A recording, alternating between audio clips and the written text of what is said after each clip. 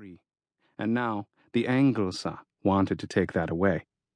Unlike the first Vrijheids'oorlog, this war was protracted, with the British implementing a scorched earth policy. Though neither de Klerk nor any of his comrades verbalized it, they knew their own defeat was inevitable. The one person who seemed oblivious to this was General Rusa. The man was an irrepressible optimist when it came to matters of war. Rusa pushed himself away from the railing and climbed down the rough-hewn ladder to the ground and walked over to where de Klerk was working. The general straightened his khaki uniform with a few well-experienced tugs. He was the same height as the doctor, but burlier of physique and bushier of beard. For the sake of hygiene, de Klerk kept himself clean-shaven and insisted his aides did the same. "So, I see many bandages are being picked," Rusa said.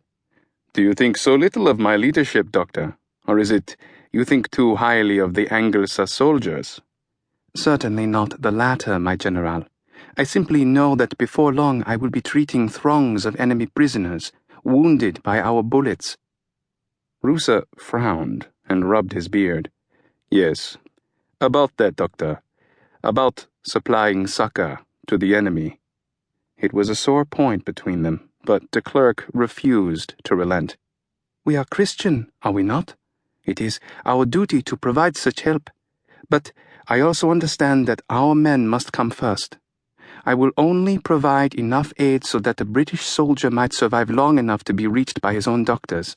If we do not do that, we are no better than them." Rusa clapped him on the shoulder, not necessarily agreeing, but acknowledging the sentiment. For reasons he had never fully understood, Rusa had come to think of him as a sounding board. The commander frequently shared information with de Klerk that had nothing to do with his medical duties, as if the general also saw him as his own conscience. Still, he knew there was another reason Rusa took such an interest in his preparations. The men under the general's command had become his family, a surrogate to his own wife, 3 daughters, and 2 sons, all who'd been taken by smallpox 2 years earlier. The loss had nearly destroyed Rusa and left lasting scars. When it came to bullet and bayonet wounds, the general was phlegmatic and optimistic.